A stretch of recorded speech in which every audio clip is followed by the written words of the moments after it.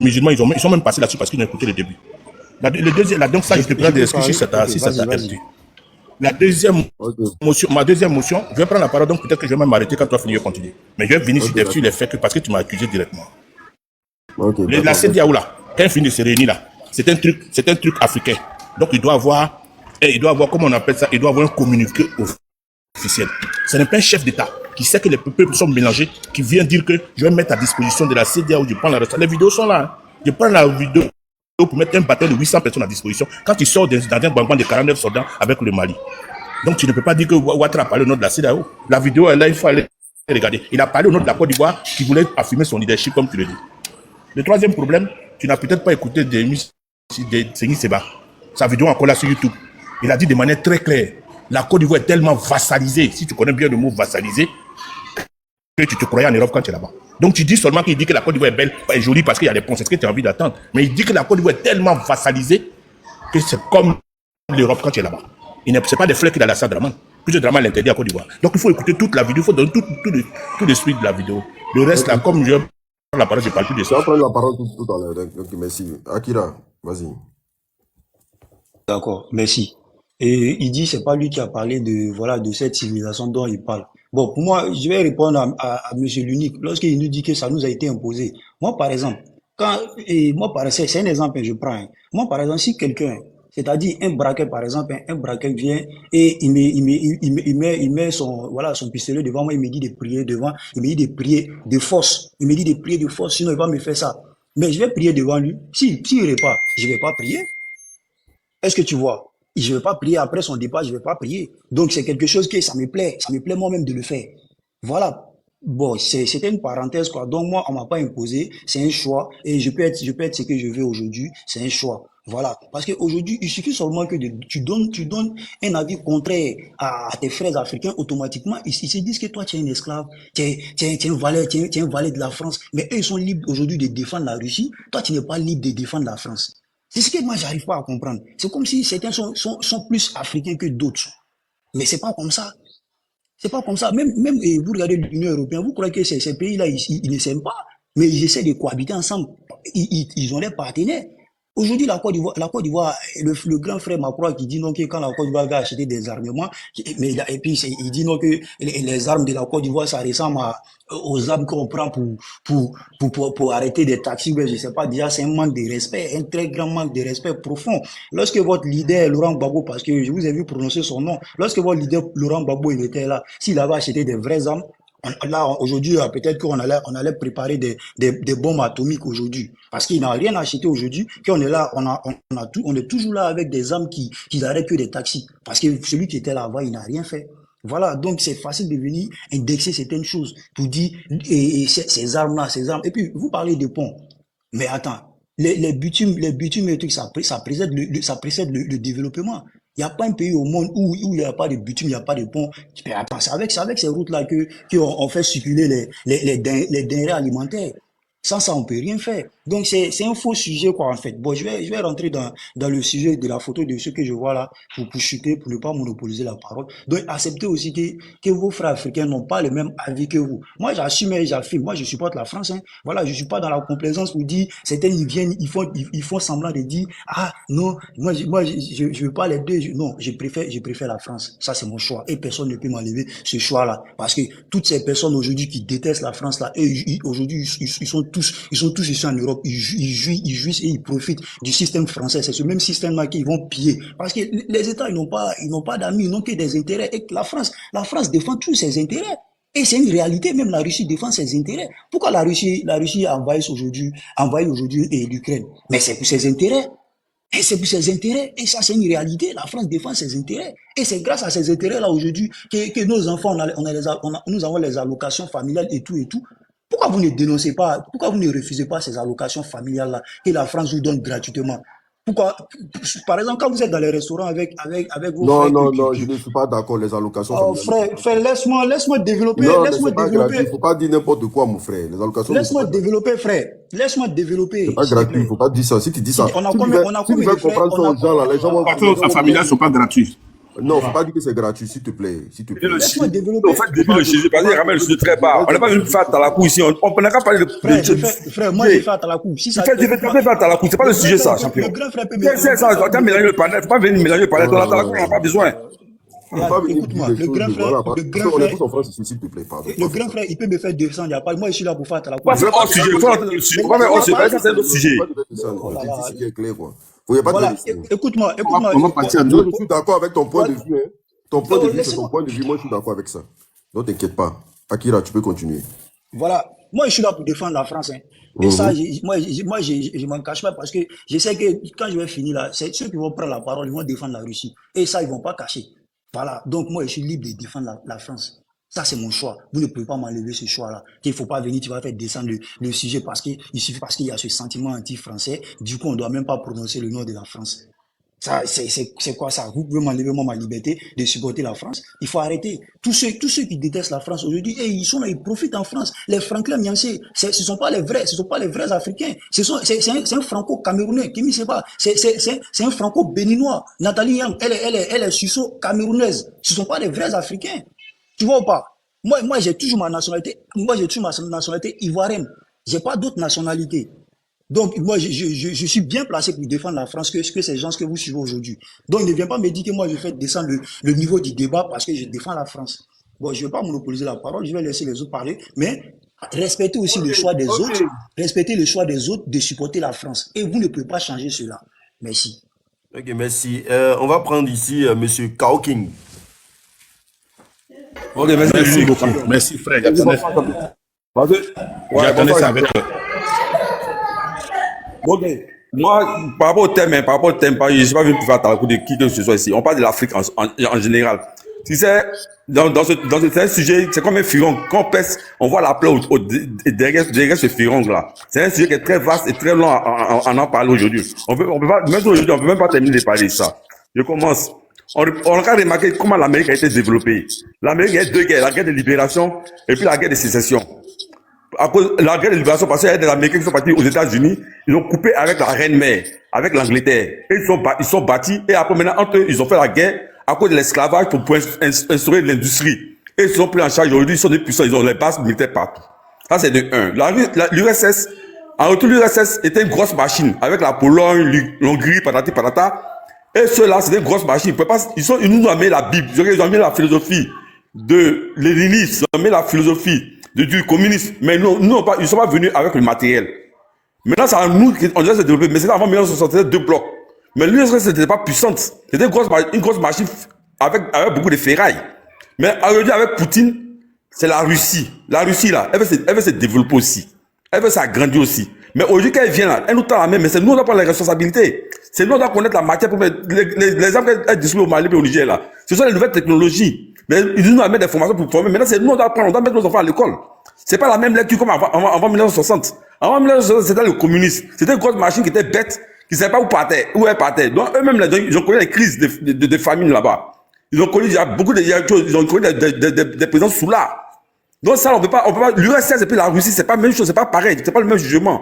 Même aujourd'hui, à tous ceux qui ont quitté l'URSS là, ils sont dans le bloc S là. On les considère comme des secondes zones. Les Ukrainiens, les Albanais, les Roumains, qui les considère ici, en Europe de l'Ouest? Personne. Donc, c'est qu'aujourd'hui, la Russie vient son développement, elle veut nous tendre la main. Quand elle va nous tendre la main, maintenant, c'est à nous. On doit se soulever pour prendre les responsabilités, pour former nos enfants, pour développer notre mec. Aujourd'hui, l'Occident, elle a les limites. Elle donne à celui qui est à sa droite, qui est à droite du père. C'est quoi? Aujourd'hui, quand ils sont dans les dom-toms, eux ont les choses, ils ont, comment on appelle ça? Ils ont des allocations. Quand ils vont aux Antilles, ils ont des allocations. Mais en Afrique, ils ont des allocations. Encore une fois, ils nous viennent payer. Ils nous donnent quoi? Ils nous donnent rien. Ils nous ont esclavagisés. Ils nous ont décolonisés. Mais en retour, ils nous donnent quoi? On vit dans la misère. La santé n'est pas gratuite. Tout n'est pas gratuit. Quand ils sont aux Antilles, au moins, si on les pille, on leur donne au moins le minimum à vivre. On leur donne des choses. J'ai une motion, s'il vous plaît. Attends, je sais pas fini. Attends, il faut laisser lancer, il faut laisser lancer. Donc, tu comprends? Donc, la Russie et puis l'URSS, c'est pas pareil. Aujourd'hui, je veux que les pays de l'AES soient comme l'Amérique. C'est-à-dire qu'après avoir fini de développer la technologie, ils n'ont qu'à se prendre en charge. Ils n'ont qu'à se prendre en charge. Et puis, c'est ce que nous, on veut qu'on se prenne en charge. Accepte ma motion. Je vais poser la motion tout à l'heure, t'inquiète. Laisse-le développer. Tu comprends, non? Donc, par rapport à ça, je suis d'accord, aujourd'hui, il y a la CEDEAO, puis il y a l'AES. Mais je préfère que l'AES se... Ok, Akira, ouvre ton micro, pose ta motion, vu qu'il a un problème. Voilà, le grand frère a dit que la santé, Kao King, attends, il va prendre sa motion, s'il te plaît. Laisse prendre voilà, sa le grand frère a dit que Voilà. la santé, ok, il a dit que la santé n'est pas gratuite, par exemple, dans son pays, peut-être sûrement c'est un Ivoirien. J'aimerais qu'il me dise, il me donne le nom de quel pays où la santé elle est gratuite. J'aimerais qu'il me dise ça, où la santé est gratuite.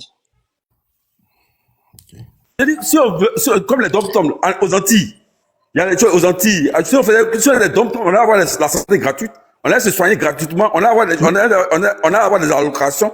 Mais en Afrique, Le c'est pas nom le d'un cas. pays, le nom d'un pays où En la Iran, santé est en gratuite. Russie, la santé est presque gratuite. Elle est gratuite ou bien elle est presque? Moi, je suis en Italie, c'est une santé gratuite en Italie. En Italie, comme écoute, sur mon bulletin de salaire, que vers l'hôpital, avant qu'il n'y ait pas de documents, il était sans documents ici, il a fait 4 années de clandestinité, je partais me soigner à la croix gratuitement. Je ne payais pas. Mais est-ce que ça arrive? Bon frère, Je partais à la la Croix-Rouge. Quand il y avait la mal, quand il y avait une chose, Croix-Rouge, il y avait mon ennemi la ombilical. Croix-Rouge, Je me suis fait opérer. elle soigne tout le monde gratuitement. J'ai dit, Tout le monde quand il y avait mon ennemi gratuitement. ombilical, je me suis fait Je opérer parle de gratuitement. l'État italien te soigne gratuitement. Non. Il a un problème de connexion. Je reviens à donc aujourd'hui, l'URSS aussi veut se développer comme il a dit. Non, Il veut se parlons de développer. santé là d'abord. Est-ce que l'État, S'il te plaît, Akira, s'il te plaît, laisse-moi poser la question. Est-ce que tu connais un pays, monsieur Bokwa Kao King, est-ce que tu connais un pays où la santé est gratuite, s'il te plaît? Réponds à la question. Si tu connais pas, on évolue. Je connais un pays où la santé, mais c'est une question d'organisation. On couvre aussi le bulletin de salaire à tous les travailleurs. Donc ça devient à un moment, l'État prend sa charge. Monsieur Kao King, Donc, c'est payant. du moment qu'on coupe sur le bulletin de salaire, ce n'est plus gratuit, c'est payant. Donc, C'est comme les histoires d'allocation. CAF qui parlait de ça dessus, là. C'est pour ça que On ne paie pas directement comme l'assurance, champion. On ne paie pas directement comme l'assurance. C'est-à-dire que tu ne sens pas le coup.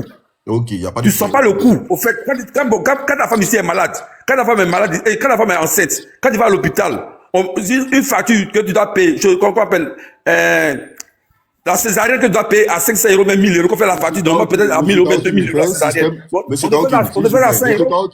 Kao King, s'il vous plaît, c'est un système pour vous. C'est un système pour juste alléger seulement. Sinon, il n'y a pas de santé gratuite. Tout est payant. Donc, on peut évoluer. Le corps est gratuit. Mais pourquoi aujourd'hui la France est là? Évolue sur le débat, s'il te plaît. Évolue sur le débat.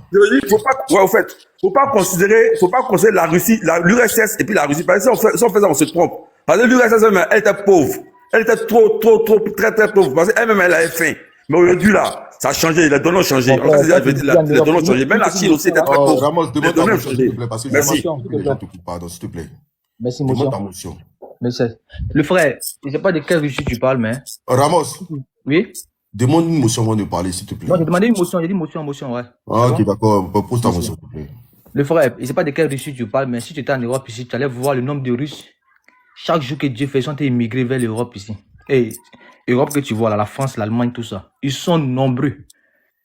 Tu comprends? Et quand tu les entends parler là, les manières de vivre chez eux, là, la galère qu'il y a là, si tu sais là, vous pensez que quand on dit un pays à bombe nucléaire, donc tout va bien dans ce pays quoi. Les Russes t'ont dit ils vivent bien là-bas chez eux. C'est pas l'URSS, la Russie que tu vois là, ils t'ont dit ils vivent bien là-bas. Motion, s'il vous plaît, motion. Le panel, ta motion sera posée tout à l'heure. Et laissons évoluer Kao King, s'il te plaît. Merci. Bon, ok. Tu demandes si la Russie vit. Ouais.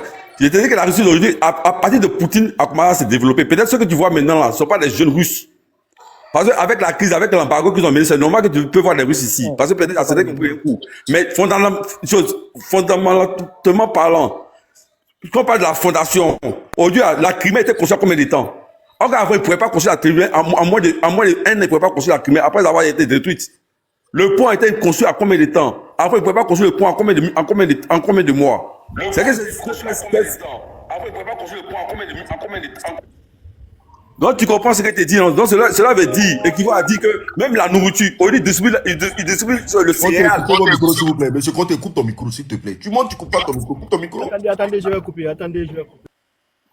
Aujourd'hui, tout le monde, on a vu Macky Sall aller demander du blé à la Russie. Donc, avant, autant de l'URSS, ils n'avaient pas de blé. Ils avaient faim. C'est le FAO qui les nourrissait, mais aujourd'hui, tout le monde court après le blé. Donc, c'est que la vie a changé. Voilà ce que je dis. Voilà ce que je dis. Ok, merci bien. Monsieur Macron. Ça dit que Côte d'Ivoire, c'est suffit, quoi. Monsieur Macron. Merci beaucoup. Merci beaucoup. Vu que vous avez Donc, passé moi, depuis longtemps. je vais revenir sur... Écoutez-moi, Monsieur Macron. Vu que Ouais, il y a longtemps tu es là, tu as 2 minutes. Tu as 2 minutes et puis on donne la parole à Fofana. C'est bon? donne la parole à Fofana parce que je vais avoir mon temps. J'ai pris trop de notes. Ok, il n'y a pas de problème. Donne la parole à Fofana, après je vais payer. Ok, Monsieur Fofana. Monsieur Fofana. Oui, bonjour tout le monde. Oui, je suis là, bonjour. J'ai dit Fofana, c'est le... Non, c'est Sniper, c'est pas Fofana, pardon, désolé. Fofana lui vient d'arriver. Il n'y a pas de souci. Sniper, ouvrez votre micro s'il vous plaît. Oui, oui bonjour, bonsoir à tout le monde. Oui, bonsoir, ça va? Ça va un peu. Oui, en fait, j'ai entendu beaucoup parler de la coopération entre la Guinée et la Russie. C'est pourquoi en fait je suis monté. Je vois que beaucoup ne savent pas le contexte dans lequel la Guinée a coopéré avec la Russie. Est-ce que vous voyez? Bah, si, expliquez-nous, parce que vraiment, on entend beaucoup de choses sur ça. Oui, effectivement. En fait, la Guinée a l'indépendance en 1958 et elle avait le choix entre coopérer avec la France ou avoir une indépendance totale. C'était tous les pays de l'Afrique avaient le même choix et la Guinée a été le seul pays à opter pour l'indépendance totale.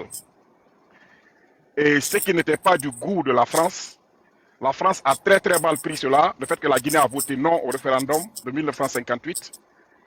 Et donc la France a voulu punir la Guinée, le fait d'avoir pris son indépendance en 1958. Donc d'abord elle s'est opposée pour un début même à l'accession de la Guinée aux Nations Unies. Il a fallu le soutien des pays communistes de l'époque, de l'URSS, et un peu quelques pays occidentaux pour que la Guinée puisse accéder aux Nations Unies, malgré l'opposition de la France. Maintenant, sur le terrain, la Guinée, qui était fraîchement un pays indépendant, a subi la rage de la France, qui voulait punir la Guinée et donner l'exemple à tous les autres pays francophones de l'Afrique, pour qu'ils sachent que le jour qu'eux aussi vont tenter la même chose, voilà ce qu'ils vont subir. D'abord, au lendemain des indépendances, la France a détruit toutes les infrastructures qui étaient en Guinée. La France a gazé les champs agricoles. Ce que vous êtes en train de dire là, est-ce que vous avez des preuves de ça? Que la France a détruit? Parce que là, ici, on nous dit... Oui, bien sûr. On nous dit que le fait que vous avez coopéré avec la Russie, la Guinée a sombré dans le chaos. Là, quand vous êtes en train de nous faire comprendre que c'est pas la Russie, mais c'est pas l'URSS, mais c'est la France, de par leur colère qui ont agi, a fait tomber la Guinée. On ne comprend plus rien. Essayez de nous éclairer un peu le truc et comment ils ont détruit des biens en Guinée. Exactement. D'abord, il faut préciser que la Guinée a coopéré avec la Russie, mais la Russie n'a jamais envoyé une force militaire en Guinée. Il n'y a aucune force étrangère n'existe en Guinée. Et concernant ce que la France avait fait au lendemain des indépendances en Guinée, vous pouvez consulter n'importe quel document sur Google ou n'importe où, les documents existent. Les documentaires existent en vidéo. Vous pouvez les consulter, même sur YouTube, vous tapez, vous allez voir ces documentaires-là. C'est pas caché. Et la France, à l'époque, elle a voulu punir la Guinée, et la Guinée était sous embargo pendant plus de 26 ans. D'embargo économique, bien sûr. C'est après la mort de Sékou Touré que les choses ont commencé à rentrer en ordre un peu. Et maintenant, pendant ces 26 ans, au lendemain des indépendances, pour poursuivre, la France, d'abord, elle a rapatrié tous les fonctionnaires qui étaient en Guinée à l'époque de nationalité française, même les infrastructures téléphoniques, médicaux et autres, elle a tout détruit pour mettre la Guinée à terre. Donc la Guinée n'avait pas le choix que de coopérer avec le bloc communiste à l'époque, puisque l'indépendance de la Guinée, était menacée. Est-ce que vous comprenez? Donc le fait que l'indépendance là était menacée, la Guinée était contrainte de coopérer avec le bloc russe de l'époque, l'URSS. Vous voyez, non? Et c'est comme ça que ça a continué pendant 26 ans. Pendant 26 ans, la Guinée a vécu cette situation-là. Donc, nous, les Guinéens, quand on voit ce que traverse le Mali, le Burkina et le Niger, nous, ça ne nous étonne pas, puisqu'on l'a déjà vécu pendant 26 ans. Et on sait que n'importe quel pays francophone d'Afrique qui veut se départir de la France, franchement, on sait qu'elle va subir quelque chose. Parce que ça ne va pas plaire à la France. Et nous, à l'époque qu'on l'avait fait, c'était l'une des époques où la France était l'un des pays les plus puissants au monde. Maintenant, pour revenir à ceux qui tiennent coûte que coûte à la France, moi j'aimerais savoir qu'est-ce que la France leur a vraiment apporté. Puisque, en termes de comparaison, saviez-vous qu'à l'époque des indépendances, nos pays africains là étaient à peu près au même niveau de développement que les pays asiatiques?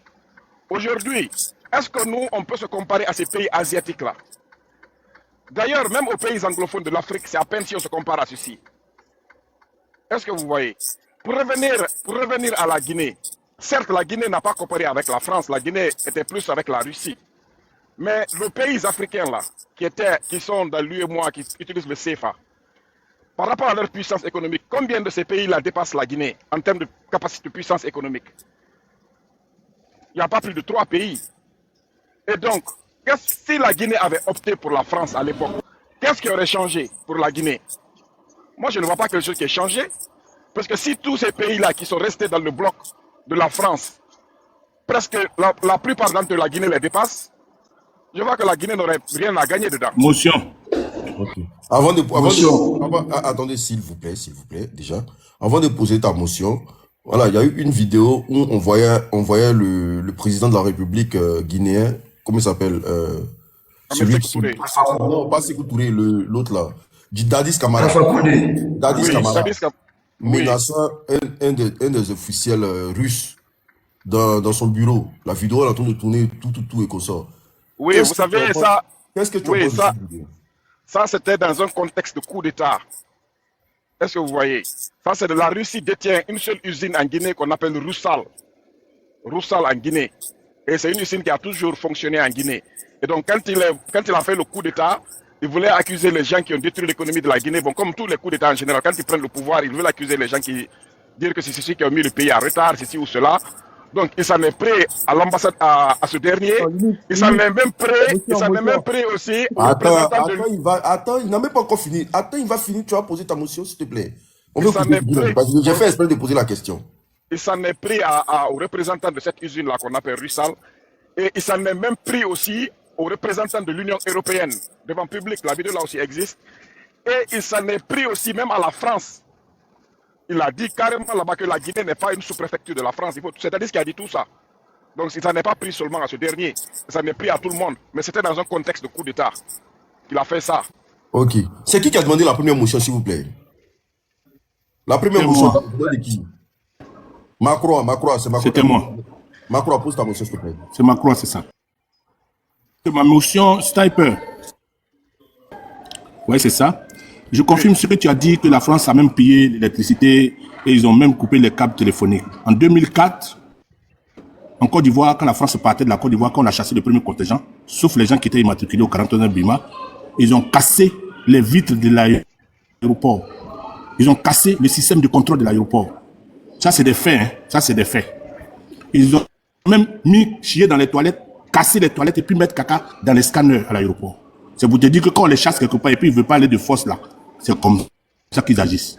Merci. Oui, effectivement, en Guinée, même les champs agricoles, ils ont pulvérisé les champs agricoles pour détruire les cultures. Donc, la France était franchement, elle voulait coûte que coûte que la Guinée échoue.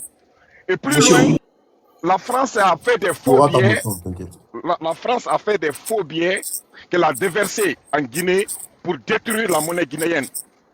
Et ça, tout ça, c'est documenté, ce n'est pas caché. Il y a des vidéos, des témoignages, des services secrets français même. Et maintenant, ok, d'accord. Monsieur Sniper. Tout récemment, la France même...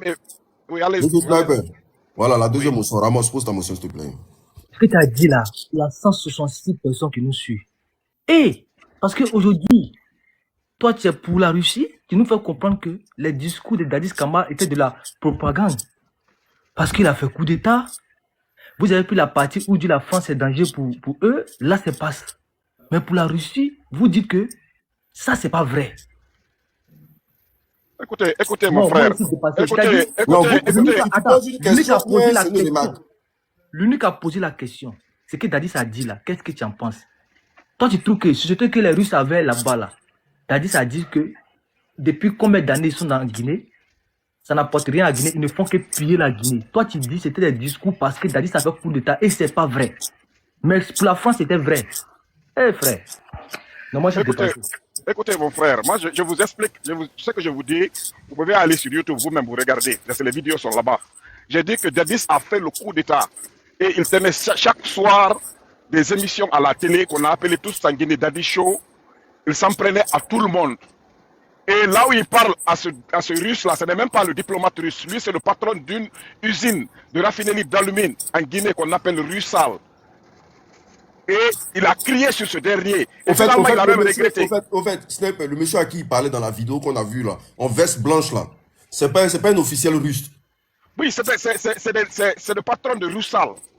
Ah, c'est le patron d'une entreprise, c'est pas le patron d'une usine de raffinerie. Exactly. Mais Dadis s'en est pris à tout le monde. Il a parlé, il a dit pire. Mais c'est la France qui est derrière. C'est comme Bolloré, la France qui est derrière. Mais Bolloré, c'est pas Bolloré, c'est pas même chose.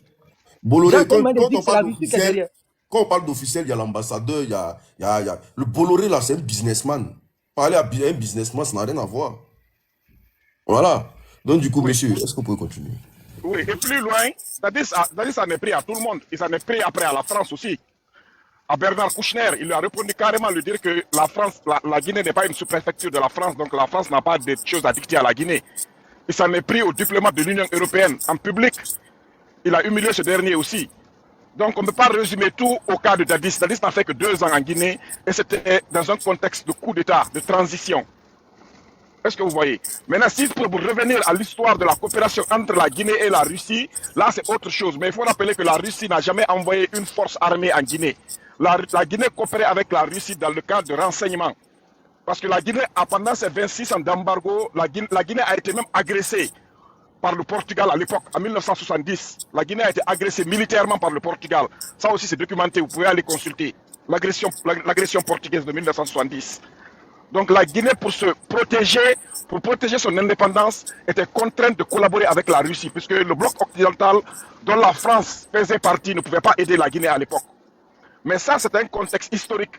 Aujourd'hui, la Guinée a dépassé cela. La France est venue présenter ses excuses à la Guinée. La France, elle est revenue en Guinée il n'y a même pas 2 ans. Elle a remis la Guinée sur la liste des pays prioritaires, comme les pays de l'UEMOA. Parce que la Guinée ne figurait même pas sur la liste pendant toutes ces années-là. Et maintenant, si la Guinée, si c'était de rester avec la France qui était le bon choix pour la Guinée, pourquoi il n'y a pas plus de 2 pays, il n'y a pas plus de 3 pays de la zone UEMOA et du CEMAC qui dépassent la Guinée en termes de poids économique? Parce que si on parle de poids économique, il n'y a que la Côte d'Ivoire, le Cameroun et le Sénégal qui sont devant la Guinée en termes de PIB. Donc moi je pense que la Guinée n'avait pas fait un mauvais choix, c'était un bon choix. Malgré que la Guinée a traversé des moments très difficiles pour cela, mais c'était un prix à payer aussi. Et c'est le même prix que le Burkina, le Mali et le Niger commencent à payer maintenant. Merci pour le cadeau. J'espère qu'eux, ils vont pas payer ce prix-là pendant 26 ans comme la Guinée. J'espère qu'ils vont s'en sortir très vite et amorcer leur développement économique. Maintenant, quant à dire que la Guinée doit forcément se fermer à dire qu'il faut que la Guinée reste coûte que coûte avec la Russie. La Guinée n'est pas qu'avec la Russie. Aujourd'hui, il y a toutes les multinationales du monde qui sont en Guinée, qui sont dominées par les Américains et les Canadiens, qui sont en Guinée. La France est minoritaire puisqu'elle a laissé le champ libre pendant de longues années en Guinée et les autres sont venus. Est-ce que vous voyez? Donc la Guinée coopère avec tout le monde. Personne ne va nous enfermer à dire que non, la Guinée appartient à la Russie. La Guinée n'appartient pas à la Russie. Et ni à la France non plus. La Guinée appartient à quiconque veut travailler avec la Guinée, parce que la Guinée prend ses décisions en connaissance de cause. On n'a aucun fonds en France, on n'est pas dans le CFA, donc lui, on ne dit pas ce qu'on veut faire de notre monnaie, rien de tout ça. Et je rappelle encore, la Guinée aussi va amorcer enfin son développement économique après toutes ces années de sabotage qu'elle a subi de la part de la France et de ses collaborateurs. Merci. Ok, merci. On va prendre ici Benson Fofana. Après Benson Fofana, c'est Macron. C'était mon tour, hein, et puis tu m'as dit de lui laisser. Bon, ok. Mais c'est ça, c'est pas faux, mais Benson Fofana, prends la parole, parce que comme ça, après, c'est Macron. D'accord. Bonjour à tout le monde. Beaucoup de santé à tout le monde. et qu'on avance dans ce débat. Moi, ce que je voulais ajouter dans tout ce qui se passe sur la toile et tout ce qui se passe en Afrique, en gros, les Africains doivent se prendre en charge eux-mêmes. Ils doivent se prendre en charge comment? Parce qu'ils doivent chercher à se former. Sans formation, tu ne peux pas avancer. Sans une formation, tu ne peux pas avancer. Même si tu as chassé les blancs, tu as chassé les rouges, tu as chassé les verts, sans une formation, sans être formé, sans rien, t'arrêter pour bavarder, ça ne va rien changer. Rien ne va changer en Afrique, tant que les gens ne se forment pas. Et en Côte d'Ivoire, au jour d'aujourd'hui, il y a plein de... Depuis que le président Ouattara est venu, il a recommencé à faire des centres de formation. Ils ont fait un lycée, il y a le lycée hôtelier, il y a l'autre qui est à Bondoukou, et il y a une autre école encore, l'école de la deuxième sens ou la troisième sens, et l'autre aussi de la réinsertion. J'aimerais bien, tous ceux qui se disent panafricains, moi je ne suis pas panafricain, moi je suis un Africain. Tous ceux qui se disent panafricains, au jour d'aujourd'hui, moi je veux que, en tant que panafricain, aller dans les ghettos en France ici, les enfants nos enfants qui traînent en bas des bâtiments, aller les sensibiliser, aller se faire former. Ça fait déjà, aller se faire former, et si tu dis qu'il n'y a pas de boulot en France, ils auront du boulot en Afrique. Si tu es formé, que tu as une formation, que tu sais faire quelque chose de tes 10 doigts, tu pourras t'en sortir. Moi, c'est ce que je veux pour les panafricains. Parce qu'il ne s'agit pas de venir dire que la France nous matette, la France nous matette. La France n'a jamais empêché quelqu'un de partir à l'école. La France oblige même les gens à partir à l'école. Si toi, tu refuses de mettre ton enfant à l'école, ce n'est pas la France qui va aller prendre ton enfant pour le mettre à l'école pour toi. La France a toujours poussé les gens à se former. La France n'a jamais empêché quelqu'un de se former. Les Chinois, les Pakistanais sont venus trouver les Africains dans ce pays-là, dans ce monde-là. Mais ils sont partis pour nous laisser. Aujourd'hui, c'est les Chinois, on compte sur les Chinois. Les Chinois, ils sont venus trouver les Africains dans ce pays-là. Aujourd'hui, ils détiennent presque tous les commerces, presque tous les tabacs. Celui qui sait qu'il est panafricain et aujourd'hui il se dit panafricain, il n'a qu'à me montrer s'il y a 3 restaurants, il n'est pas dit manger vite, hein, il n'est pas dit fast food, non. 3 restaurants africains. 3 restaurants africains qui appartiennent aux Africains, que sont des Africains qui détiennent ça de la manière que les Chinois, ils ont les restaurants sur les champs partout, de la manière que les Pakistanais, ils ont presque plein de restaurants dans Paris. Presque dans tout Paris, montrez-moi 3 restaurants africains. Il n'est pas d'ivoirien, non. Restaurant, il n'est pas de venir s'asseoir pour manger vite, pour une bière partie, non. Il dit restaurant. Et en plus de cela, tous ceux qui sont dans les cuisines des grands restaurants en France ici, c'est que des Africains, mais personne n'ose. Ils ne peuvent pas se mettre ensemble pour dire on va créer un restaurant. Ils ne peuvent pas aller voir l'ambassade pour dire ouais, bon, on veut se mettre ensemble pour créer un restaurant pour nous les Africains. Il n'y en a pas, ça n'existe pas. Mais tous les grands cuisiniers, tous ceux qui sont au fourneau, 80% c'est que des Africains qui sont au fourneau. Mais pourquoi ne pas oser créer un restaurant? Déjà, ça fait déjà un pas. De 2 encore, comment on appelle vraiment, en gros, j'ai pas craché sur le boulot de certaines personnes. Moi-même, je fais le même boulot, je fais la livraison. La livraison, la sécurité, j'ai pas craché dessus. Hein. Ce ne sont pas des boulots, ce sont des déballages. Bemso, s'il te plaît. J'arrive. Moi-même, je suis restaurateur. Là. Est-ce que tu connais l'investissement qu'on émet déjà dans un restaurant? Parce que tu veux parler des restaurants de haut standing, c'est ça, non? Oh oui. Voilà. Est-ce que tu connais déjà l'investissement qu'on met dans un restaurant de haut standing? Non, je ne peux pas te dire. Ok, d'accord. Du coup, non, ça, je ne peux pas te dire. Allons sur le débat. Voilà. Voilà. Maintenant, comment on appelle les gens n'ont qu'à chercher à se former parce qu'au jour d'aujourd'hui, si tu fais la livraison au jour d'aujourd'hui, dans 20-30 ans, qu'est-ce que tu peux faire de tes 10 doigts après? Si ce n'est pas aller ouvrir boîte aux lettres. C'est mieux de chercher à se faire former à une formation de métier. Si ça ne va pas ici, un matin, tu peux aller t'asseoir au pays. Même si tu as fait réparateur d'ascenseur, tu peux réparer l'ascenseur des gens, monter, descendre. Si tu as fait, comment on appelle réparer vélo ou bien réparer moto, au moins tu as quelque chose. Même si c'est électricité, tu fais. Regarde aujourd'hui, ils sont en train de faire le métro en Côte d'Ivoire. C'est qu'ils vont prendre pour aller travailler. Ils sont obligés de prendre des expatriés pour aller commencer les débuts. Et après, maintenant, former nos autres frères. Mais aujourd'hui, comme on appelle souvent, on lance des annonces sur la RATP qui recrute des gens chaque fois. Mais beaucoup ne s'intéressent pas à ça. Beaucoup cherchent toujours à avoir de l'argent, toujours de l'argent. L'argent, c'est vrai. Certes, c'est vrai, mais même à un moment donné, il faut garder raison. Il faut taper une année, va te former. Et en plus, quand tu te formes aussi, tu es payé. Moi, c'est ce que je voulais dire, sensibiliser les gens à se former. Et en plus de cela, encore, comme on appelle en Côte d'Ivoire, l'ENA, pour entrer à l'ENA au jour d'aujourd'hui, il y a la ministre Anne Désiré Loto, ça fait 2 ans maintenant, ils ont lancé. Tous ceux qui sont à l'extérieur de la diaspora, ils ont commencé par Paris, peuvent aller s'inscrire à l'ENA, passer le concours de l'ENA, parce qu'aujourd'hui, il y a des gens qui ont envie de partir, qui ont envie de changer, mais ils n'ont pas eu la chance en France ici. Leurs parents n'ont pas eu les moyens pour les faire avancer dans ce domaine-là. Mais la Côte d'Ivoire a lancé ce truc-là. Beaucoup vont en Côte d'Ivoire pour aller se former, pour entrer à l'ENA, et après aller défendre nos institutions devant les choses. Parce que si tu n'as pas des gens pour te défendre devant les grandes institutions, ce sont les mêmes blancs là qui vont toi te défendre à ta place. Si tu n'entends pas des gens qui sont formés, ça ne sert à rien. Parce que tout ce que tu vas dire, ça va être du pipeau, ça va être comme de l'eau. Au moins, si tu as des gens, on a fait la même école. Toi, tu as venu dire quoi devant moi? On a fait la même école, on a reçu presque les mêmes formations. Donc, à ce que tu as dit là, je peux te contredire. Je vais m'arrêter là. Merci. Ok, merci. Macron.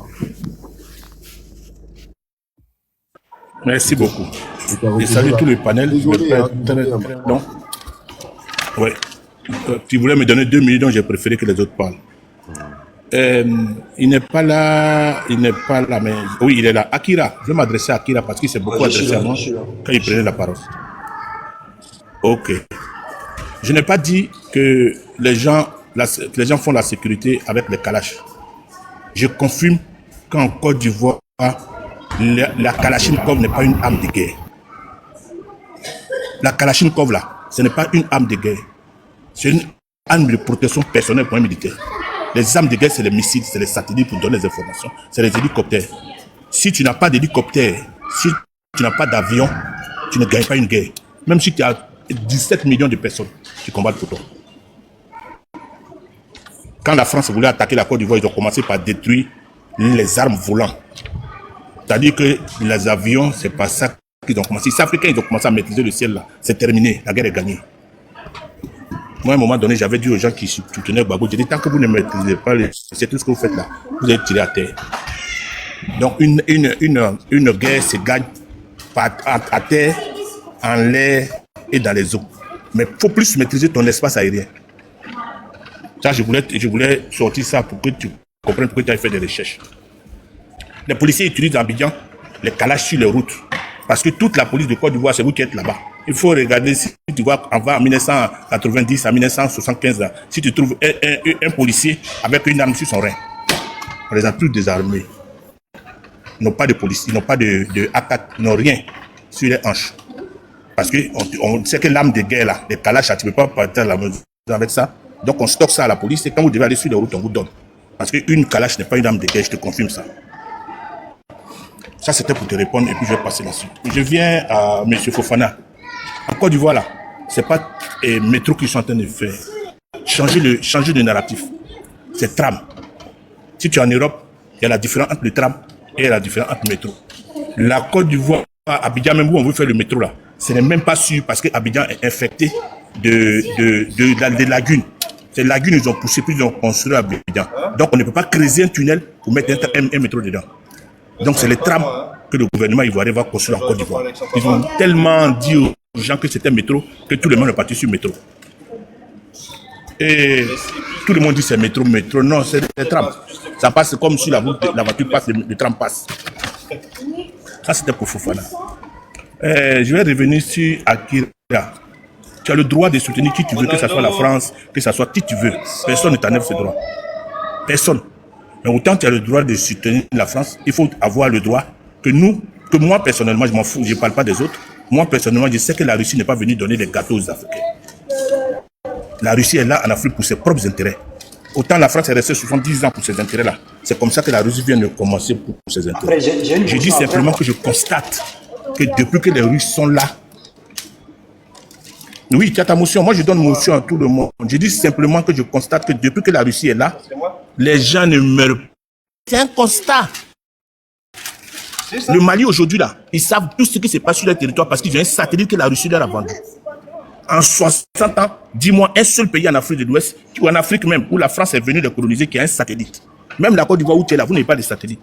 Vous ne contrôlez même pas le téléphone mobile. À plus forte raison de satellite. Aucun pays indépendant, comme vous dites que le pays indépendant, un pays indépendant doit contrôler d'abord son espace aérien. Mais quand Houphouët-Boigny est mort à l'époque, la France a dit aux gens qui venaient entretenir nos Alpha Jet, on avait 4 Alpha Jet, on en avait 4 à Boaké. Ils ont dit à Oufo-Boigny, comme ils savaient qu'Oufo-Boigny, on venait le tuer, ils ont dit, OK. Et Oufo-Boigny et moi, on a besoin des alpha-guettes pour les entretenir. Ils ont sorti un truc bidon, ils ont ramassé tous les alpha-guettes, ils sont venus en Europe ici, ce n'est plus jamais réparti en Côte d'Ivoire. On n'a plus jamais eu d'espace aérien pour parler de quoi que ce soit. On n'a plus jamais maîtrisé. Il a fallu, Bédi a essayé de commander les armes.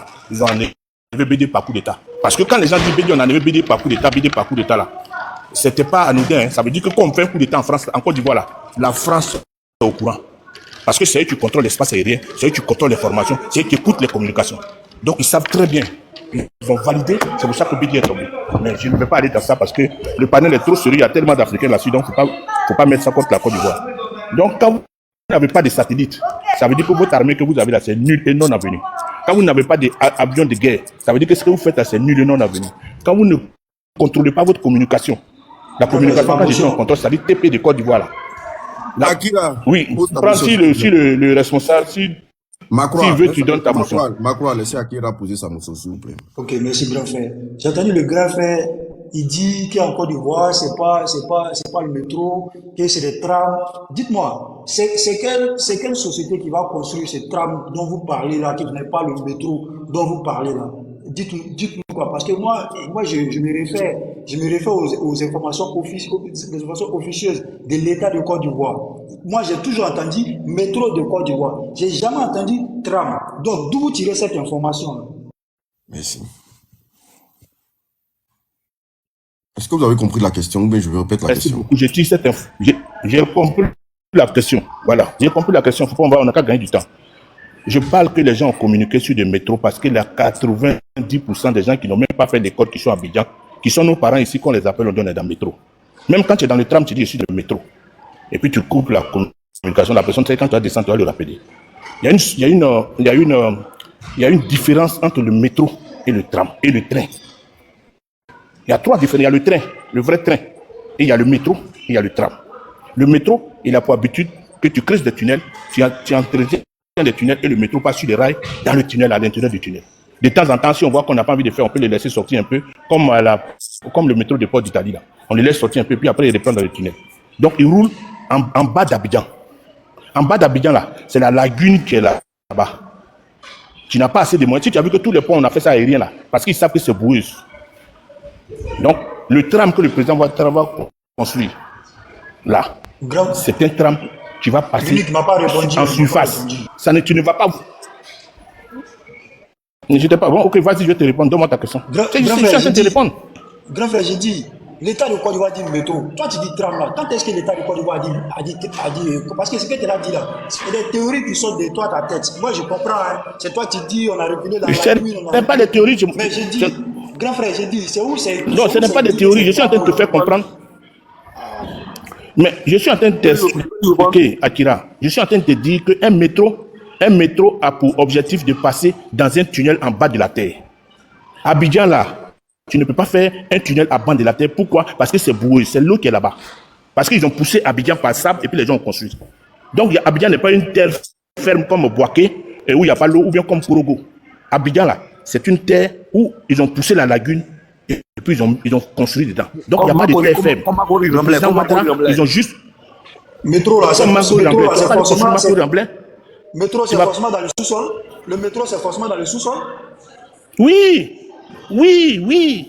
Et regarde tous les métros de Paris, tu descends 5 et 6 escaliers dans le sous-sol et puis tu t'en vas monter dedans. Or que le tram là, tu t'arrêtes comme un taxi au bord de la route, le train passe et puis tu te montes dedans. Tu n'as pas d'escalier à descendre. Et Abidjan est fait de telle sorte que tu ne peux pas mettre le métro. C'est-à-dire, par exemple, je prends Hôtel Ivoire et Angré. Tu as vu la route là? Personne ne va venir pour construire, pour mettre un sous-sol en bas pour que le métro passe. Donc si tu mets des rails là, le terre-plein qui est au milieu là, si tu mets des rails et que ça s'en va de l'Hôtel Ivoire jusqu'à Angré, c'est un tram qu'on appelle ça. Mais si le gouvernement qui veut communiquer, s'ils disent que ça s'appelle tram, personne ne va comprendre. Ils vont dire, mais qui connaît tram? Nous, on connaît métro, on ne connaît pas tram. Les 90% des gens qui vivent là-bas, c'est bon, il y en a qui font beaucoup de navettes, donc ils peuvent comprendre. Ceux-là, ils savent que quand ça passe sur la route comme taxi là, c'est tram.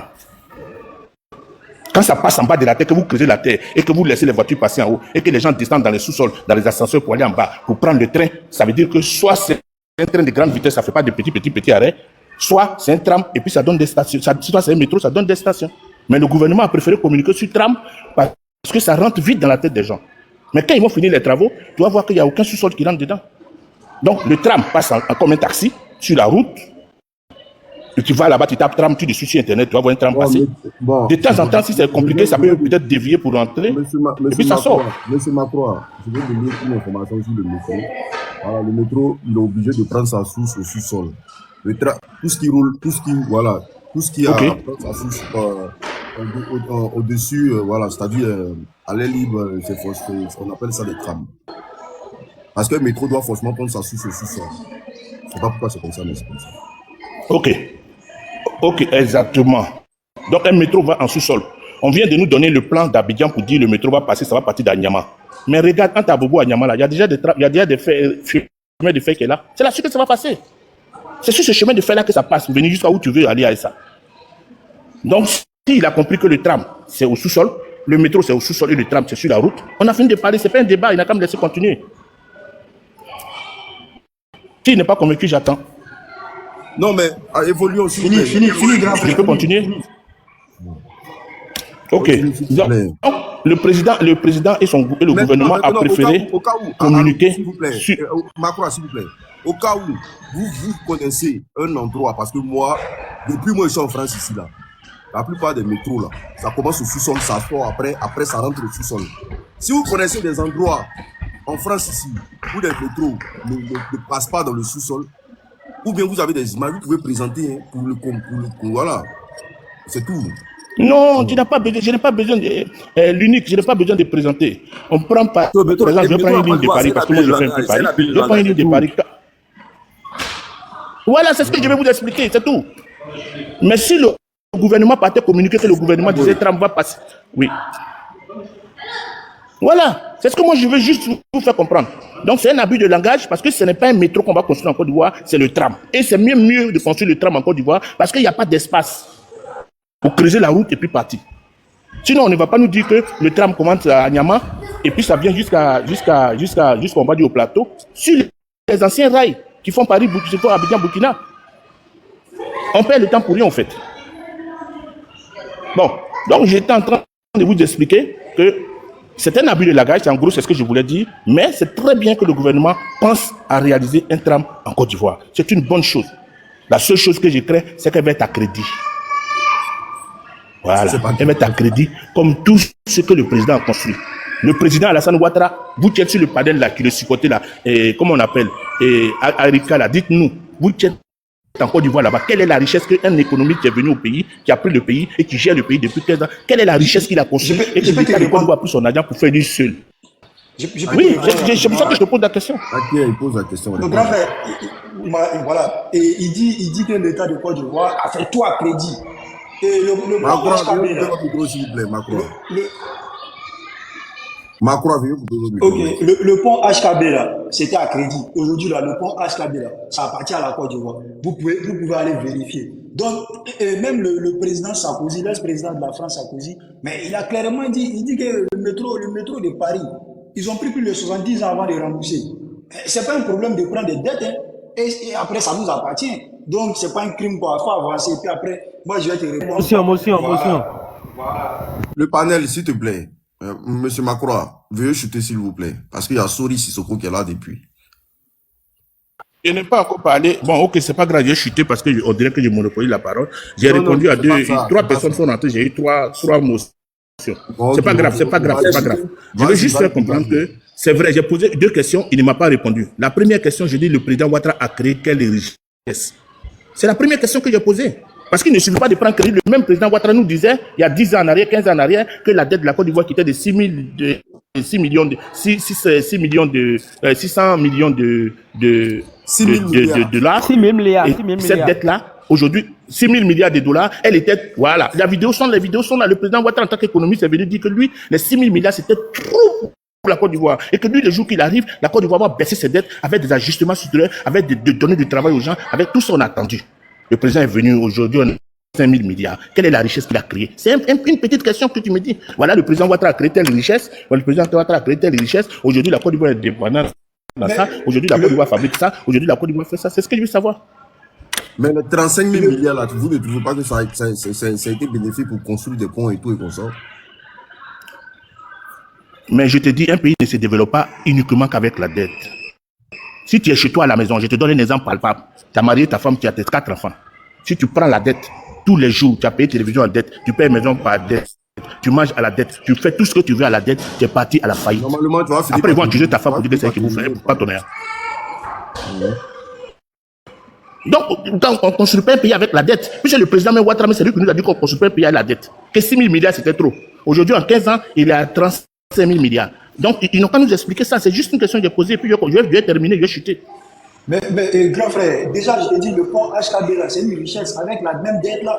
Puisque aujourd'hui, le pont appartient à la... Oui, même si elle appartient à la Côte d'Ivoire. Tu m'as posé si elle appartient à la Côte d'Ivoire, pourquoi elle est toujours payante pour diviser? Mais attends, bon, ça c'est une question, bon, c'est très intelligente cette question-là, mais c'est pour l'entretien du pont même en question, l'entretien du goudron, c'est pour l'entretien de ça. Attends, je ne sais pas dans quel pays tu te trouves, hein, mais les péages là, c'est pour l'entretien de cet espace-là. Mais je ne sais pas. Ok, moi je vais te couper court. Je t'ai demandé, c'est pas grave. C'est pour entretenir le fond. C'est pas grave, c'est pas grave. Ok, Akira, on considère que c'est pour entretenir le pont. C'est pas grave. Oui, on considère que c'est pour entretenir le pont. Le pont que vous avez pris, le pont que vous devez faire à crédit, tu dis qu'aujourd'hui c'est pour nous. Vous continuez, si les Ivoiriens ont pris leur propre argent pour construire le pont.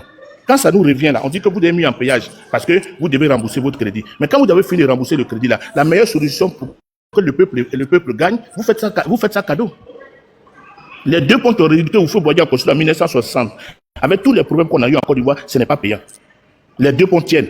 Donc, ces ponts-là, si vous n'arrivez pas à entretenir un pont, donc ça veut dire que vous n'êtes même, c'est pas un pays émergent, c'est pas un pays développé. Les ponts, il faut là, comme on entretient depuis 60 ans. Donc, quand vous nous dites que c'est pour entretenir les ponts là, vous êtes en train de nous ramener en arrière. Ça veut dire que vous ne pouvez même pas, donc c'est pas un avion de guerre qu'on va vous donner demain matin que vous allez entretenir. Puis c'est un avion de guerre, même les avions privés là, il faut 480 000 francs CFA, 480 000 euros pour entretenir un avion. Il ne faut pas faire ça, s'il te plaît. Parce donc, ce n'est pas un pont que vous... Okay. Il faut me dire, supposons que bon, on a remboursé le pont, on a payé la dette. Le pont reste toujours payé pour être entretenu. Supposons ça. Le président Ouattara a créé quelle richesse en Côte d'Ivoire? Puisque aujourd'hui, on prend crédit pour rembourser le crédit. C'est une question bêtement j'ai posée. L'électricité est devenue chère. Tout est devenu cher. Il a créé quelle richesse?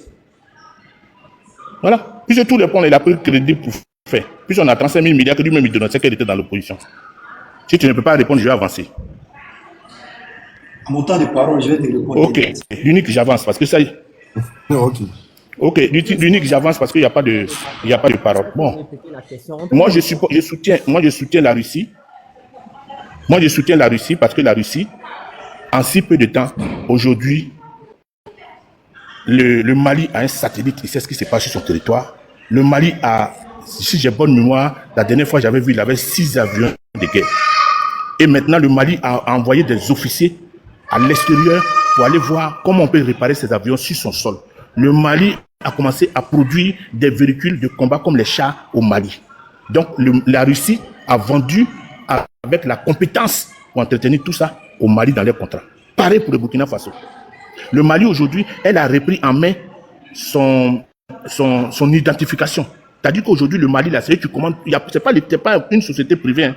C'est le Mali, le peuple malien qui commande, comme au Ghana, qui commande tout ce qui est carte d'identité des Maliens, tout ce qui est extrait de naissance, c'est eux-mêmes qui le font. Les Français qui avaient ça à l'époque, ils ont dit qu'ils voulaient 600 millions. Le Mali a regardé jusqu'à... Il y a 5 ingénieurs maliens qui ont dit, OK, comme ils ne veulent pas donner le code, nous, on va créer, on va prendre le code. Ils ont pris le code. Aujourd'hui, c'est le Malien qui a ça. Le président Assimi Goïta les a décorés. Le Mali a le contrôle de son téléphone. C'est-à-dire que si toi, Akira, aujourd'hui, tu es à Abidjan et que tu parles là, c'est le Mali qui t'enregistre et c'est le Mali qui t'envoie devant la gendarmerie pour dire voilà ce que tu as dit. Mais nous là, Côte d'Ivoire là, on doit aller demander à Orange, on doit aller demander à France Télécom. Pour dire, les gens ont parlé avant-hier, je vais savoir. Un pays là, tant que tu ne contrôles pas ta monnaie, quelqu'un a dit dans le panel que je ne sais même plus c'est qui, parce que j'ai pris trop de notes, que la Russie est en train de piller les ressources du Mali. C'est faux. C'est faux. Le Mali est dans le franc CFA. La Russie ne mange pas CFA chez lui au pays. Donc la Russie dit nous, pour que vous nous donnez les francs CFA, et puis on s'en va en France, pour que la France nous paye, on a un problème avec eux, ça va être compliqué, payez-nous en or. Mais si tu veux que je te paye en or, L'or est là, le puits de l'or est là, va creuser plus de paye. Donc c'est une mauvaise manipulation de dire aux gens, oui, la Russie se paye en or. Oui, parce que pour un satellite, ça ne coûte pas 10 francs. Sinon, la France allait leur donner. Je vais chuter là. Ok, merci, monsieur Soli Sissoko. Qui veut parler, s'il te plaît? Monsieur Soli Sissoko. Oui, merci beaucoup de me recevoir sur votre panel. Je voudrais d'abord apporter quelques rectificatifs au propos de celui qui vient de passer. Le Mali n'a pas de satellite. Voyez-vous, quand on vient sur le panel, il faut dire la vérité. Aucun pays africain n'a de satellite. Le seul pays africain de l'Ouest qui a un projet, je dis bien un projet de construire un satellite, c'est bien la Côte d'Ivoire. Le Mali n'a aucun satellite. Qu'il nous donne le nom du satellite malien. Ou bien, je demande à tous les panélistes d'aller sur Google. Je viens de quitter Google avant de prendre la parole. Je peux te répondre. Je vais finir. Je viens de quitter. Avant de me répondre, il faut aller sur Google comme moi. Je suis allé sur Google avant de revenir. Le Mali n'a pas de satellite. Mieux encore, le Mali continue d'utiliser... S'il te plaît. Oh, monsieur Panel, attendez, s'il vous plaît. Vous avez parlé longtemps. Je n'ai pas interrompu quelqu'un. Donc, permettez que je finisse. Moi, je suis en train de répondre à quelqu'un. Moi, je n'ai pas posé de questions. Vous voulez venir répondre à quoi? Je dis bien que le Mali n'a pas de satellite. Et je mets quiconque au défi d'aller faire des recherches, nous montrer la photo du satellite fourni par la Russie au Mali et le nom de ce satellite. Deuxième chose, le Mali continue... Je ne sais pas sur quel Google tu as regardé, mais le Mali est satellite.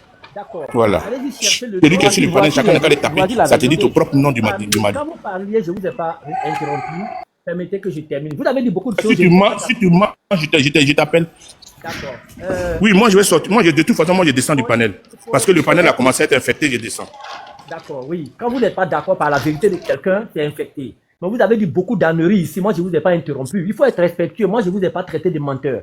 J'ai dit que vous avez dit des choses que je vais rectifier. Moi, je suis poli, je sais m'adresser aux gens. Vous ne me connaissez pas, vous dites que je mens. C'est votre éducation, ça vous appartient. Il n'y a pas de problème pour moi. Je dis, allez-y sur Google. Monsieur Macron, s'il vous plaît, voici l'information. Voici l'information que je vais de mettre. C'est pas moi. Je suis allé sur Google. Allez-y sur Google. Donnez-nous le nom et l'image du satellite du Mali qui a été fourni par la Russie. Vous n'allez pas revenir sur ce panel parce que ça n'existe pas. Deuxième chose. Lucky, tu peux parler si tu... Allez-y chercher et puis vous allez venir. Au lieu de venir dire que je mens, allez-y chercher, vous allez venir. Quelqu'un qui est respectueux ne dit pas à son prochain qu'il ment. Le mot mensonge n'est pas encore sorti dans mon langage. Si vous dites que j'ai menti, vous avez dit tout de suite. Voyez, vous avez dit tout de suite qu'au lieu de venir mentir, c'est moi qui suis en train de parler. Moi, je ne vous ai pas invectivé. Vous avez parlé, vous avez dit moi. Moi, je ne dis pas ça aux gens, c'est pas moi. Mais vous venez de moi, je parle pas des mensonges. Je dis que ce n'est pas moi. Mais vous venez de dire tout de suite qu'au lieu de mentir, voyez, si vous avez dit bon, c'est pas bien grave. Okay. C'est pas bien grave. Mon vieux, pardon. À côté de moi, je te dis que je n'ai pas dit c'est fini. Macron, veuillez retourner votre parole, s'il vous plaît. Moi, il a dit beaucoup de choses, je n'étais pas d'accord. Je n'ai pas dit qu'il ment. Bon, je suis d'accord, c'est pas bien grave, monsieur. Monsieur, s'il vous plaît. Vous avez dit beaucoup de choses avec lesquelles je n'étais pas d'accord. J'ai pris note et puis j'ai attendu mon tour de parole. Vous pouvez ne pas être d'accord avec ce que je dis, mais souffrez au moins que je m'exprime. Vous pouvez venir contredire après. C'est ça la logique d'un débat. Mais je parle, vous ne faites que m'interrompre et ça va donner l'impression que je dure dans le débat. Je n'ai même pas encore parlé 30 secondes, vous ne faites que m'interrompre. Je vais continuer. Aujourd'hui, le Mali continue d'utiliser Orange. Orange comme téléphone, comme système de communication. C'est Orange France que le Mali utilise. Tous les panels sur lesquels aujourd'hui les Maliens parlent, ça passe par le réseau Orange. Mieux encore, Canal Horizon. Aujourd'hui, le Mali continue d'utiliser Canal Horizon. De quelle liberté vous parlez? Vous voulez invectiver forcément, dire tout ce qui n'est pas réel. Non, le Mali n'a pas de satellite. Je vais m'arrêter là concernant le satellite. Je reviens sur le développement des pays africains à comparer aux pays asiatiques. Il faudrait que nous, les Africains, on arrête de pleurnicher. Toujours les autres, toujours la France. C'est la France qui nous a empêchés de faire ça. C'est pas vrai. Les pays asiatiques ont été colonisés comme les pays africains. Mais ils n'ont pas continué à pleurnicher, à ressasser le passé de la colonisation. Ils se sont mis au travail. Aujourd'hui, là, les pays asiatiques ne parlent plus de colonisation. Nombreux sont ces pays qui ont été colonisés par la France. Mais aujourd'hui, ils ne parlent plus de colonisation, se sont concentrés sur la formation de leur population. Et aujourd'hui, là, ces pays-là viennent concurrencer les pays occidentaux. Mais nous, les Africains, nous continuons de pleurnicher. Nous continuons d'accuser toujours les autres de tous nos maux. Même quand un petit malheur se passe en Afrique, c'est la France, ce sont les Occidentaux. Mais nous accusons toujours les Occidentaux. Je voudrais répondre à un panéliste qui est passé tout à l'heure, je ne sais pas comment il s'appelle, je cherche son nom, Kao Kim. Moi, j'ai été surpris de voir tout l'encensement que Kao Kim a fait autour de la Russie, et à la fin, il dit que lui, il vit en Italie. Mais soyons un peu sérieux. Si la Russie est aussi mieux que les pays occidentaux, la Russie apporte tout. Mais pourquoi vous ne vivez pas avec votre famille en Russie et vous êtes en Italie? Et vous dites quand tu me dis ça, après, j'ai fini. Non, j'ai fini. Vous dites que la santé est gratuite en Italie. Et en même temps, vous dites qu'on coupe sur le salaire. Vous voyez, tellement que vous voulez dire des choses et vous vous contredisez vous-même. Quand vous encensez la Russie, moi je pense que la logique, si la Russie est mieux que l'Occident, tous ceux qui viennent sur ces panels-là, qui viennent encenser la Russie, eux tous vivent en Occident. Peut-être même que Kao Kim vit en Occident. Mais pourtant, il trouve que c'est la Russie qui est meilleure. Mais allez-y vivre en Russie. Les Africains ne peuvent pas vivre en Russie parce que les Africains savent très bien ce qui se passe en Russie. Voilà. Maintenant, je vais revenir. Calme, il arrive. Je vais finir. Je vais revenir sur celui qui parlait du développement de la Guinée. La Guinée, en termes de ressources, est un pays qui est plus riche que beaucoup de pays en Afrique. Mais pourquoi la Guinée n'a pas réussi à atteindre un certain niveau de développement? Parce que la Russie n'apporte pas le développement. Tous les pays qui ont suivi la Russie... Il peut te faire une motion, s'il te plaît. J'ai fini, s'il te plaît. Tous les pays qui ont suivi la Russie n'ont pas connu le développement. Il y a un dernier exemple que nous tous on a vécu la semaine dernière. C'est le cas de Centrafrique. Ils ont travaillé, ils ont insulté les Occidentaux, ils ont insulté la France, ils ont chassé la France, brûlé le drapeau de la France. Aujourd'hui, ils se sont rendus compte que Wagner ne fait pas leur affaire. Et aujourd'hui, le même président Théodora, ou son nom m'échappe un peu, aujourd'hui, ça fait 2 voyages qu'il fait en France pour aller demander l'aide de la France. Il a aussi mandaté des gens pour aller demander l'aide des États-Unis.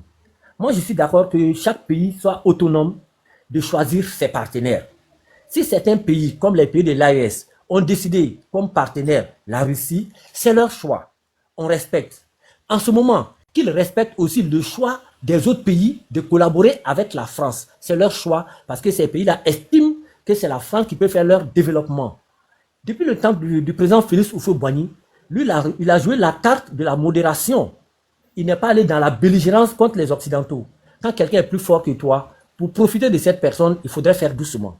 Et c'est ce que le président Félix Houphouët-Boigny, de grande intelligence, a compris et a collaboré avec modération avec ces pays-là. Et c'est la collaboration avec ces pays occidentaux qui a fait que la Côte d'Ivoire se trouve plus développée que des pays qui pourtant en termes de ressources sont nettement plus fournis que la Côte d'Ivoire. J'en veux pour exemple la Guinée. Maintenant, les raisons pour lesquelles la Guinée n'a pas réussi à sortir donc, de cette léthargie-là, l'autre disait que la Guinée était sous embargo, mais la Guinée a suivi la Russie, d'où sort-il que la Russie, qui soit plus puissante que la France puisse mettre la Guinée sous embargo. Mais en ce moment, la Russie aurait dû sortir la Guinée de l'embargo.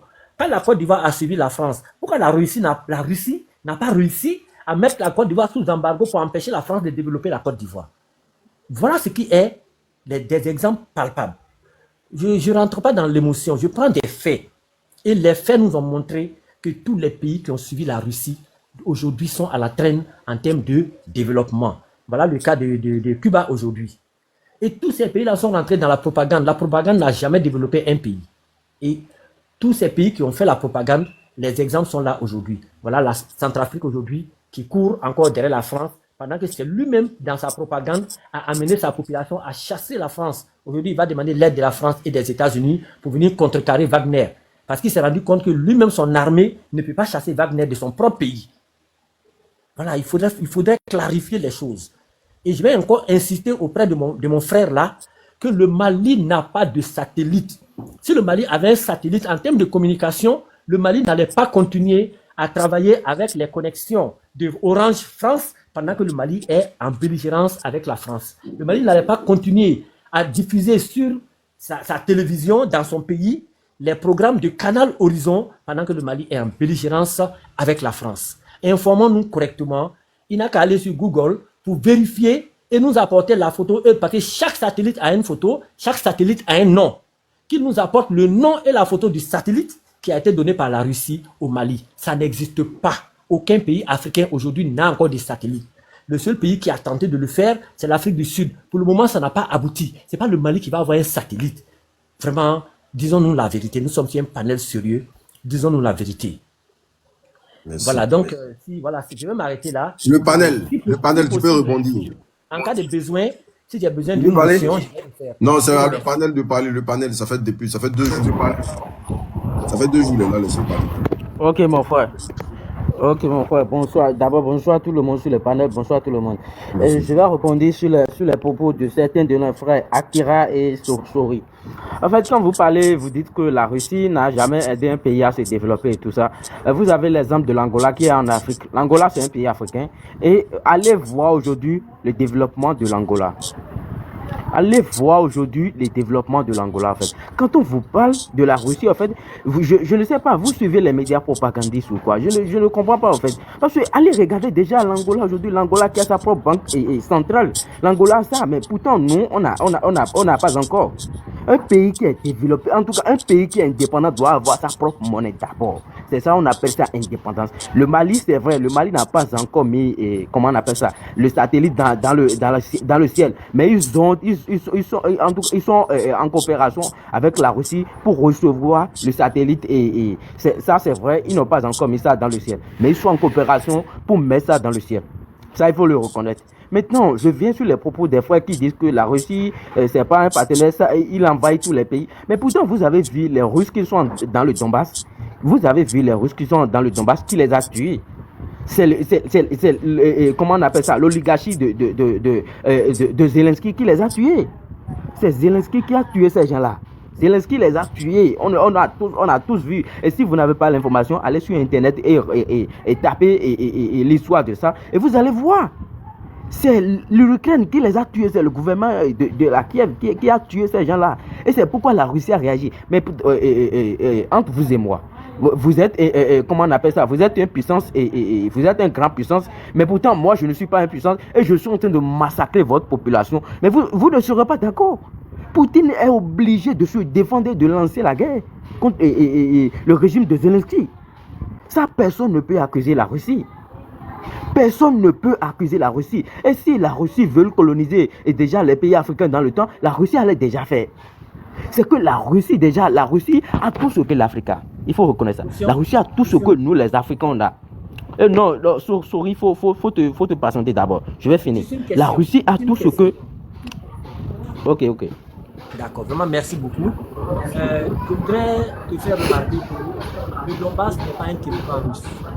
Il y a une rébellion. Mais je t'ai dit que c'est un territoire ukrainien.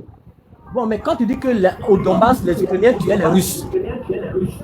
Les Russes étaient là, il y a la population russe qui était là. Dans le temps de l'Union soviétique, il y a la population russe qui était restée là avant de partager les pays, la frontière. Donc il y a les Russes qui sont dans le Donbass, c'est ça. C'est bon, tu as compris? Non, je ne suis pas tout à fait d'accord avec vous. Vous avez dit que les Ukrainiens tuaient la population russe. Voilà pourquoi la Russie est venue attaquer l'Ukraine. Les Ukrainiens combattaient une rébellion de certains Ukrainiens dans le Donbass. Et la Russie est venue soutenir ça c'est votre propagande de BFM en fait. Ça c'est faux. C'est les Russes qui étaient dans le Donbass qui sont en train de les tuer. Bon, d'accord, voilà, on va se comprendre. En fait, oui.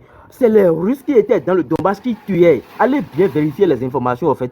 Allez bien vérifier les informations. Ne suivez pas les France 24 et autres là, qui sont en train de mentir aux gens dans le monde entier. On a tous vu. Et quand Kadhafi partageait l'argent même à la population, eux-mêmes disent que Kadhafi est un dictateur. Donc, si vous prenez les informations chez ces médias-là, en fait, ne venez pas ici pour nous embominiser, en fait. Ne venez pas ici pour nous embominiser. Nous, on parle de la réalité. On parle de la réalité et vous êtes dans comment on appelle ça? Vous êtes dans le passé. Nous, on est dans le présent. Vous êtes dans le passé.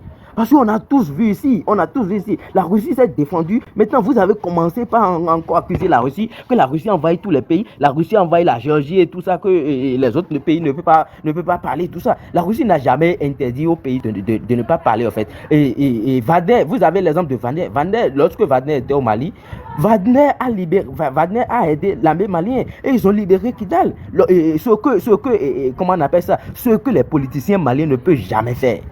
Ce que les politiciens maliens ne peuvent jamais faire depuis la nuit des temps. Ils ne peuvent jamais faire. Ils sont obligés de signer l'accord d'Alger. Wagner et l'armée malienne ont libéré cette zone-là. Mais vous passez sur les panels encore pour dire que Wagner n'est pas bon et tout. Wagner n'est pas bon. En Côte d'Ivoire, il y a plus de 6 bases militaires étrangères. Mais dans un pays sérieux, on ne peut pas avoir une telle base étrangère. C'est impossible. On a tous vu ici, le président Alassane Ouattara a dit 1 million par jour aux Ivoiriens. On a tous vu ici, 1 million par jour aux Ivoiriens. Il n'a jamais tenu la promesse jusqu'à aujourd'hui. Il n'a jamais tenu ça. 1 milliard par jour là, il n'a jamais tenu ça.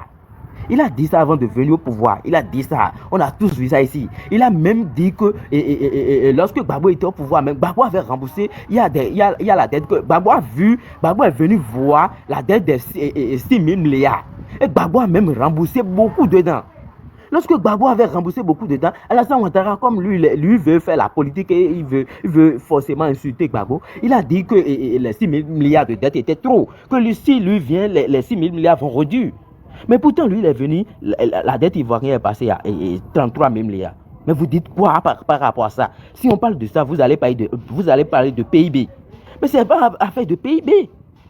Ce n'est pas affaire de PIB. Vous êtes en train de faire de n'importe quoi. Il faut se dire la vérité. Vous êtes là en train de faire de n'importe quoi. Le régime d'Alassane Ouattara, c'est un régime qui est venu dans la sous-région pour, comment on appelle ça, pour amener l'insécurité dans la sous-région, c'est tout. C'est tout, parce qu'il est guidé par la France, c'est tout. Parce que vous avez vu, Sarkozy a dit, allez regarder sur Internet, parce que ce que je dis, moi, j'ai vérifié avant de parler. Allez regarder, Sarkozy a bien dit qu'on a enlevé Gbagbo pour installer Alassane Ouattara. Gbagbo, vous avez dit que Gbagbo a fait 10 ans au pouvoir et tout ça. Gbagbo a fait juste 2 ans. Gbagbo a juste gouverné la Côte d'Ivoire pour 2 ans. Sinon, le reste, c'est la rébellion de Alassane Ouattara qui a gouverné le pays avec Gbagbo. C'est tout. Et Gbagbo, déjà, Gbagbo, c'est quelqu'un de bon cœur. Sinon, il ne va pas tenir. Sinon, Gbagbo ne va pas tenir. Gbagbo a toujours allé comment on appelle ça, à la médiation pour qu'il puisse parler dans la paix et tout ça. Mais vous n'avez jamais accepté. Vous êtes là aujourd'hui, vous avez fait plus de 15 ans. Mais on ne voit pas ce que vous avez fait. On ne voit pas ce que vous avez fait après avoir endetté le pays avec 4 ponts. On ne voit rien d'autre que ça. On ne voit rien d'autre que ça. Et j'ai posté la vidéo. Les députés ivoiriens demandent de compte à l'Assemblée nationale. Les députés ivoiriens demandent de compte au gouvernement d'Alassane Ouattara. Ils les demandent. On a construit un immeuble à 1000 milliards.